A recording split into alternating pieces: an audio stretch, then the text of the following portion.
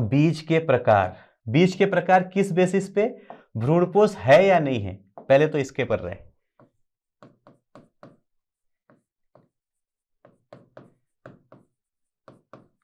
बीज के प्रकार, बीज को, या एक काम करते हैं, बीज की संरचना पढ़ लें, पहले संरचना पढ़ लेते हैं फिर प्रकार पढ़ेंगे। बीज की संरचना,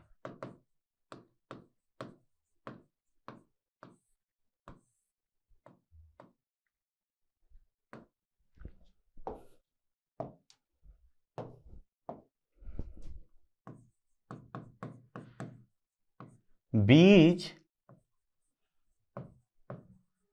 मुख्यतया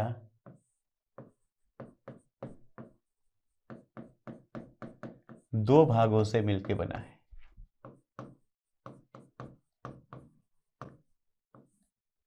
कितने भागों से मिलकर बना है, दो भागों से मिलकर बना है। बीज मुख्यतया दो भागों से मिलकर बना है।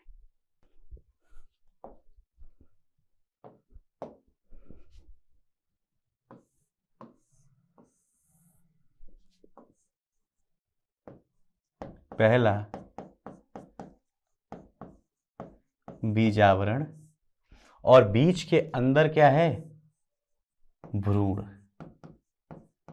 दो ही चीजें हैं बीज में, एक तो बीजावरण है और क्या है, भ्रूण है। ध्यान से देखना, बीज के जब आवरण को देखते हो तो बीजावरण में भी दो हिस्सा है,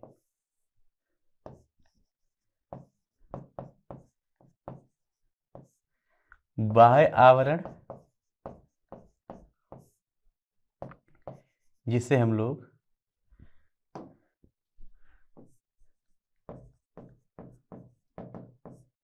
और अंतः आवरण। बीज के दो सिरे होते हैं, दो से हैं, बाह्य आवरण और अंतः आवरण। बीजावरण को हम लोग बीज चोल भी बोलते हैं, है ना, बीज चोल भी बोल देते हैं। इसलिए हम बोल सकते हैं बाह्य बीज चोल, अंतः बीज चोल, ऐसा भी बोल सकते हैं। मैं बाह्य बीज चोल, अंतः बीज चोल, बीज के दो आवरण हो गए, क्लियर है। बाह्य आवरण, अंतः आवरण, स्पष्ट है बेटा। बाहर वाला जो आवरण होता है बीज का, वो जनरली मोटा होता है, मांसल होता है। जब आप लोग मटर का छिलका उतारते हो या चने को पानी में भिगोने के बाद जो चने का छिलका उतारते हो, वो जो चना है ना, वो एक बीज है। चना क्या है, एक बीज है। और जब आप छिलका उतार रहे हो उसका, तो आप उसके बीजावरण को हटा रहे हो। आप क्या कर रहे हो, उसके बीजावरण को हटा रहे हो। और उसके अंदर क्या है, उसके अंदर भी एक आवरण होता है जो पतली झिल्ली के जैसा होता है। अगर आप लोगों ने बहुत सारे बीज देखे हैं, जैसे सरसों का जब हम बीज निकालते हैं, तो सरसों के ऊपर वाला हिस्सा जब निकल जाता है तो उसके अंदर एक झिल्ली जैसी, कागज जैसी संरचना होती है। तो यह क्या होता है, यह मोटा व मांसल होता है। बाह्य बीजावरण कैसा होता है, यह मोटा व मांसल होता है। अंतः बीजावरण कैसा होता है, अंतः बीजावरण होता है पतला, कागजी, मतलब बहुत पतला कागज जैसे रेशेदार होता है। ये मांसल नहीं होता, ये कैसा होता है, रेशेदार होता है। क्लियर। अंदर भ्रूण है, भ्रूण में क्या है आप लोगों को पहले से पता है। भ्रूण में क्या है आप लोगों को पहले से पता है, क्या क्या चीजें हैं भ्रूण में। जरा भ्रूण की बात करते हैं। इसमें दो चीजें थी सर, एक तो थी भ्रूणीय अक्ष, नहीं यहाँ पे एक चीज आपको सीखना है, इसीलिए मैं फिर से लिखना पड़ेगा मुझे। भ्रूणीय अक्ष और यहाँ पे है बीज पत्र। हम लोगों ने ये भी देख लिया, हम लोगों ने ये भी देख लिया कि कुछ बीज के अंदर जो बीजपत्र की संख्या है वो 1 हो सकती है, और कुछ बीज के अंदर बीजपत्र की संख्या 2 है। एक बीजपत्र है तो इसे हम बोलते हैं एक बीजपत्री। ध्यान देना, अब थोड़ा सा और बढ़ाऊंगा एक लेवल, एक बीजपत्री बीज जिसके अंदर 1 है, जिसके अंदर 2 है उसे क्या बोलेंगे, द्विबीजपत्री, द्विबीजपत्री बीज। ये भी क्या है, बीज। ये भी सीड है, ये भी सीड है, ये भी बीज है, ये भी बीज है, यस और नो। और इनसे जो पादप उत्पन्न होंगे, बीज का मतलब पादप ही उत्पन्न होंगे, इससे जो पादप उत्पन्न होगा वो बोला जाएगा एक बीजपत्री पादप।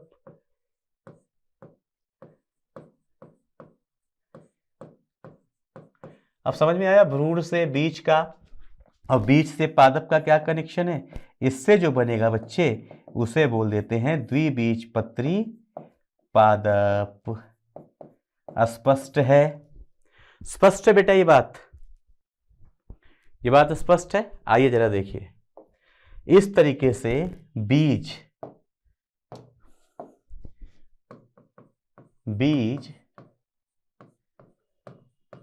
सामान्यतया प्रसुप्त अवस्था में पाए जाते हैं। कैसे होते हैं ये? प्रसुप्त अवस्था में पाए जाते हैं।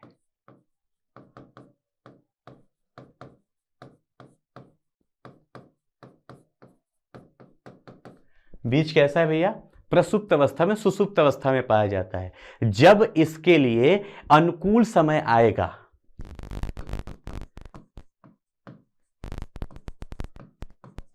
अनुकूल स्थितियों में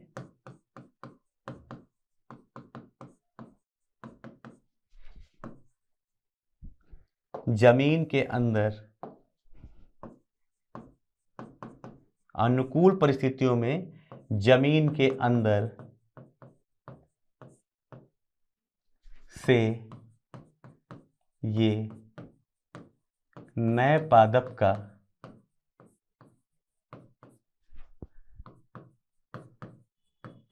निर्माण करते हैं।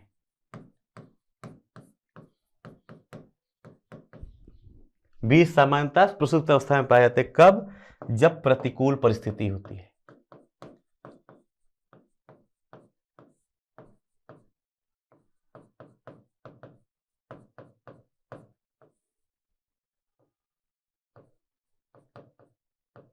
प्रतिकूल परिस्थिति में। अब क्या बोल रहे हैं फिर सुनो। प्रतिकूल परिस्थिति में ये क्या करते हैं? नए पादप का निर्माण करते हैं। ध्यान सुनो। अतः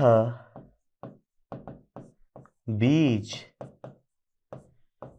एक अनुकूल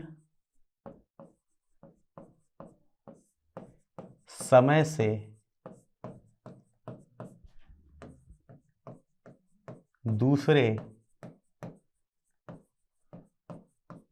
अनुकूल समय तक भ्रूण को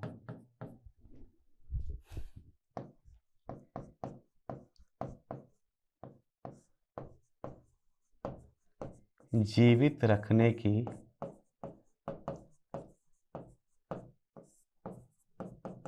संरचना है। स्पष्ट है? जब भी आप बीज देखेंगे तो आपको ऐसी संरचना देखने को मिलती है।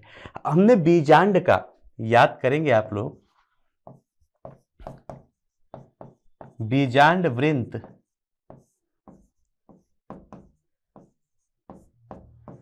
बीज पर जहां जुड़ता है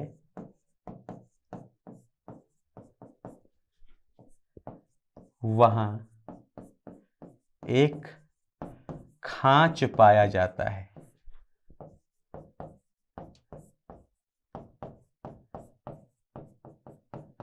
जिसे नाभिक या हाइलम कहते हैं।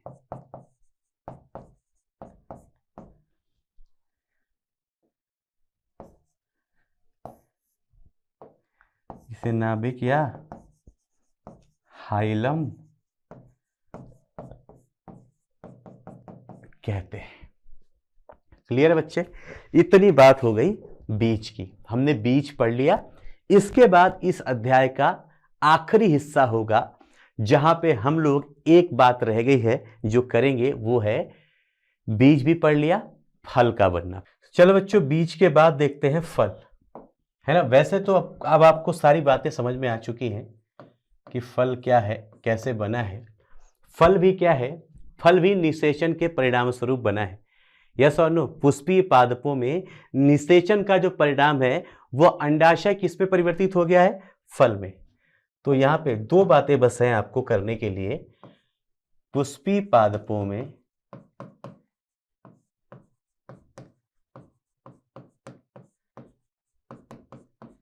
निषेचन के पश्चात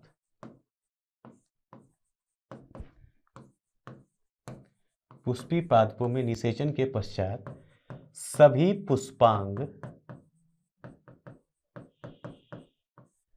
निषेचन के पश्चात क्या होता है, सभी पुष्पांग अपभ्रष्ट हो जाते हैं। सभी के सभी क्या हो जाते हैं, खत्म हो जाते हैं, अपभ्रष्ट हो जाते हैं।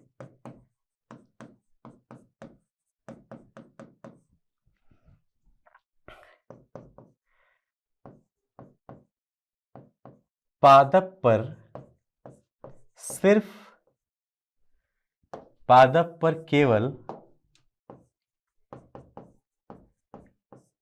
निषेचित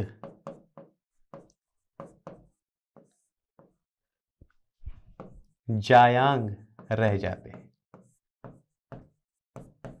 पादप पे सिर्फ क्या रह जाते हैं, निषेचित जायांग रह जाते हैं।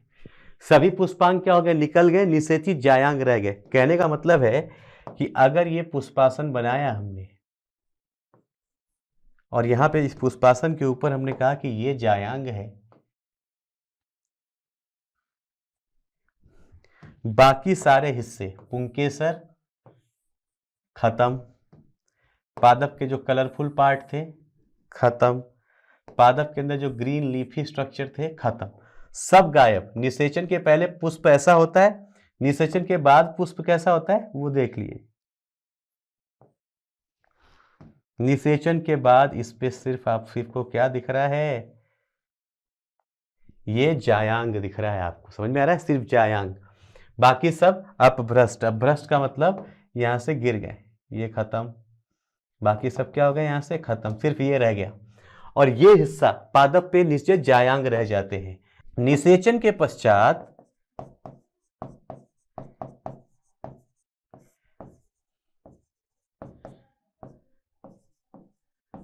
निषेचन के पश्चात जायांग का आधारीय भाग, जायांग का जो आधारीय भाग है जिसे हम क्या बोलते हैं, अंडाशय,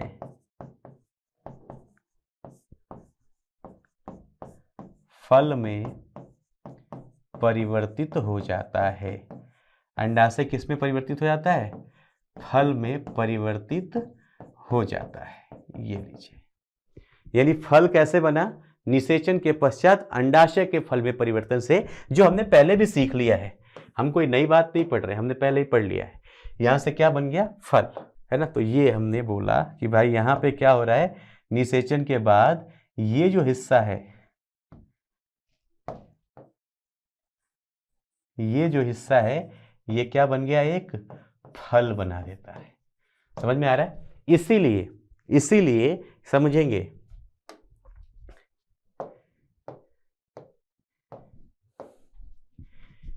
इसी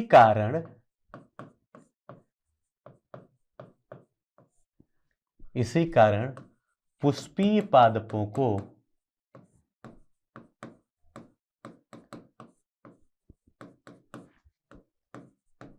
आवृत्तबीजी पादप भी कहा जाता है।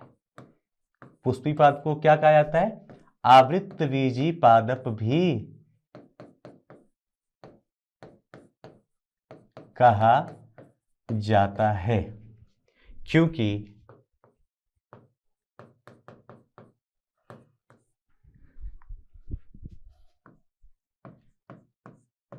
फल बनने के कारण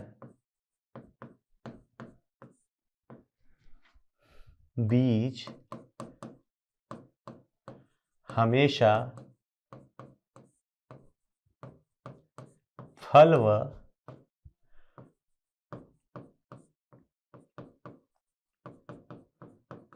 फल भित्ति से आच्छादित रहते हैं।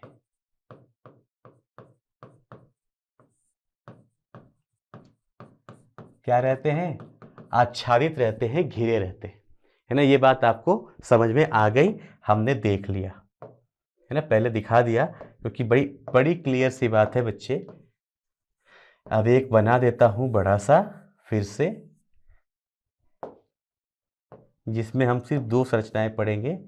ये हो गया बीच में हमारा क्या, बीजांड, अब इसके अंदर क्या है वो हमें नहीं दिख रहा, ये हो गया बीजांड, और इसके बाहर ये जो पूरी की पूरी संरचना है वो हो गई फल।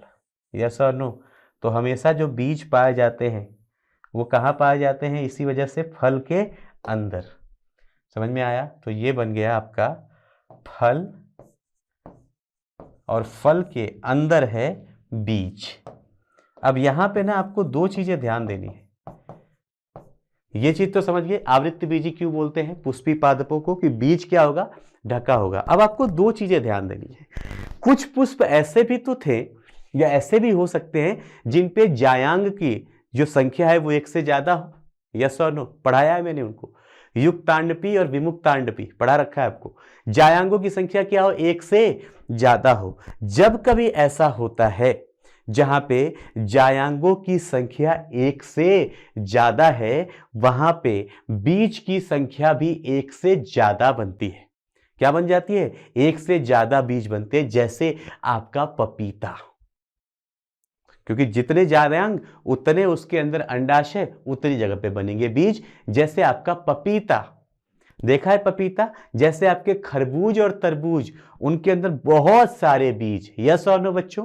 वो ज्यादा बीज क्यों? क्योंकि वहां पे जो अंडकों की संख्या है वो भी क्या है? ज्यादा है। स्पष्ट है? जहां पे ज्यादा जायांग, ज्यादा अंडाशय, ज्यादा बीज यानी ज्यादा भ्रूण, वहां पे भ्रूण अपने आप कई बनेंगे। यस और नो? देखना मैं आपको सिखा रहा हूं। जिस पुष्प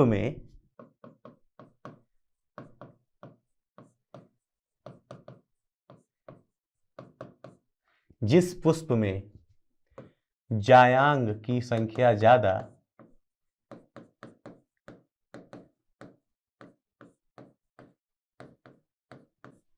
वहां बीज भी ज्यादा संख्या में बनते हैं।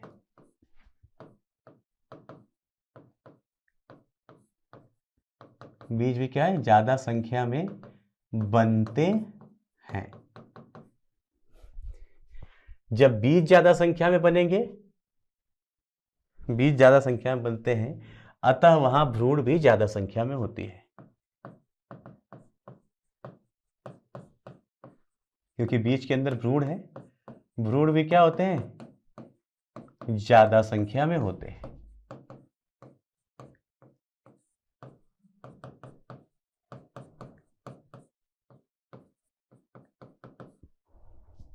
भ्रूण भी क्या होते हैं बच्चे? वहां पे ज्यादा संख्या में होते हैं। अब मेरे बच्चे बहुत अच्छे से ध्यान देना, एक छोटी सी बात और। जब इसके अंदर भ्रूण ज्यादा संख्या में, तो इसे हम बहुभ्रूणता बोल दें? नहीं बोलते हैं बहुभ्रूणता, इसे हम बहुभ्रूणता नहीं बोलते हैं। तो फिर बहुभ्रूणता क्या होती है, ये अब सीखिए क्या होती है बहुभ्रूणता। बड़ा इंपॉर्टेंट है। यहां पे उदाहरण के लिए, जैसे पपीता, बीज ज्यादा है उसमें। यस और नो? जैसे पपीता, जैसे खरबूज। बहुभ्रूणता क्या होती है? बीजांड के भीतर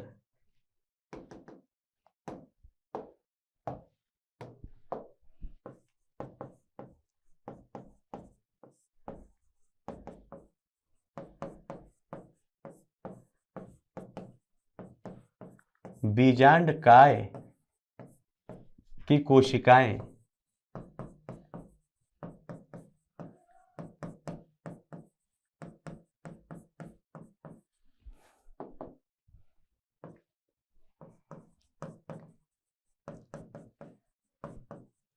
विभाजित होकर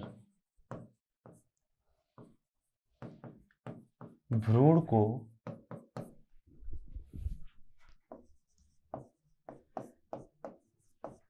कई हिस्सों में बांट देती है,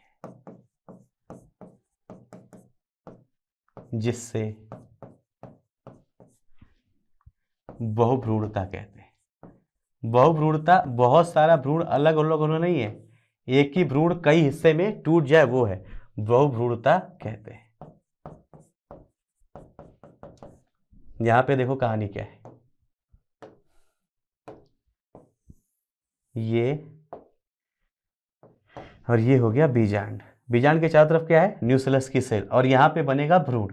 अब मैं क्या बोल रहा हूँ कि ये न्यूक्लियस की सेल विभाजित होके इस भ्रूण को ही क्या करें, ऐसे छोटे छोटे टुकड़ों में तोड़ दें। अगर मैं ऐसा जो बना रहा हूँ, ये अगर आप याद करोगे तो आपको नींबू में दिखता है, संतरे में दिखता है, याद आ रहा है? संतरे में देखते हैं ना, सफ़ेद सी लाइन एक बीच में होती है, और इसके अंदर कुछ है, इसके अंदर कुछ। ये इस हिस्से को, यहाँ पे एक भ्रूण था, वो न्यूक्लियस की सेल जो है वो डिवाइड होके इसके अंदर घुस गई और भ्रूण को छोटे छोटे टुकड़ों में तोड़ दी। इसे बहुभ्रूणता कहते हैं, जैसे नींबू और संतरा।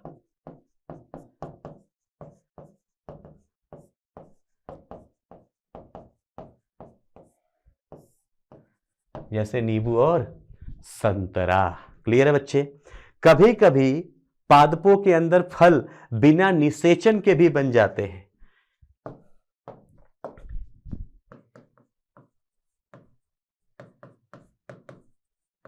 कभी कभी बिना निषेचन के ही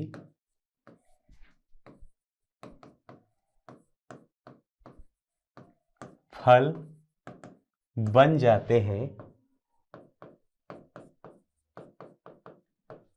यह प्रक्रिया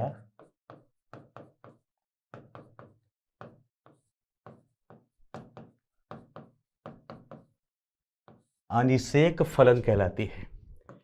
यह प्रक्रिया क्या कहलाती है? अनिषेक फलन कहलाती है। इस प्रक्रिया को क्या कहते हैं? अनिषेक फलन। लेकिन अनिषेक फलन जैसे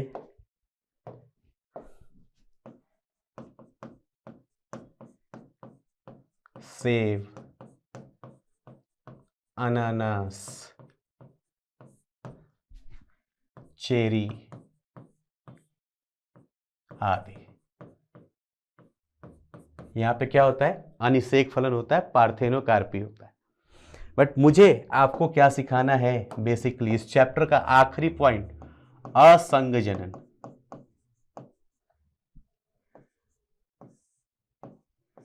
असंग जनन। असंग जनन क्या है? बिना निषेचन के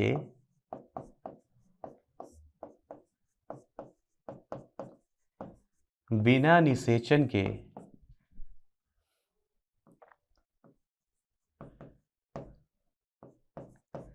भ्रूण व बीज का बनना।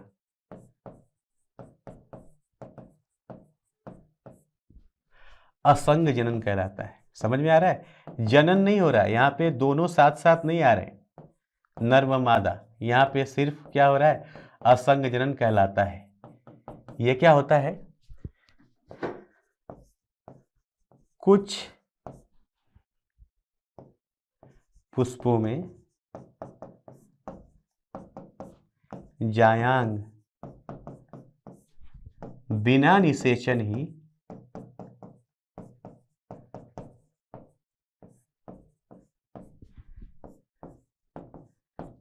बीज का विकास कर देता है।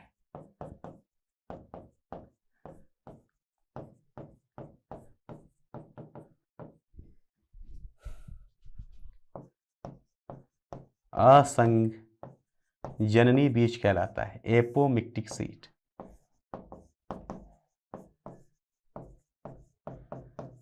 क्या कहलाता है? असंग जननी बीज कहलाता है। समझ में आया? बिना प्रजनन के ही बीज बन जाए उसे क्या बोलते हैं? असंग जनन बोलते हैं। लास्ट में यही है ना? बहुभ्रूणता भी पढ़ा दी, असंग जनन भी पढ़ा दिया, आपका सारा कोर्स हो गया, मतलब सारा चैप्टर हो गया खत्म। असंग जनन क्या है? बिना प्रजनन के बीज का बनना असंग जनन कहलाता है।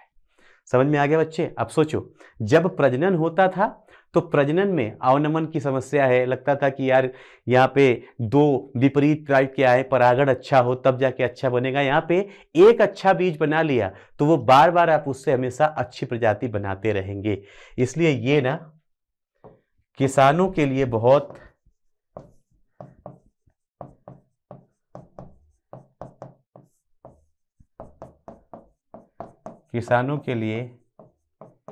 अति उपयोगी विधि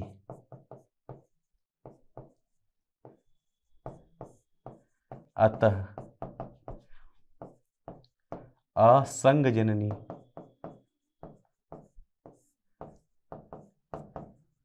बीज कृषि का भविष्य है। ये क्या है? कृषि का भविष्य है, क्योंकि यहाँ पे फिर परागण की चिंता नहीं, फिर आपको ये भी चिंता नहीं कि अंतः प्रजनन अवनमन हो जाएगा। एक बार बीज बन गया, उस बीज को किसान बार बार खेत में इस्तेमाल करते रहेंगे, नहीं तो उन्हें हर साल खेतों में दुकान पे जाके और बढ़िया संकर बीज लाना पड़ता है। यहाँ पे एक बार बीज बन गया, उसी से चलता रहेगा। ठीक है बच्चों, तो इसी के साथ हमारा ये दूसरा चैप्टर खत्म हो गया है। मिलते हैं बेटा बहुत जल्द तीसरे चैप्टर के साथ। Till then, God bless, take care, have fun.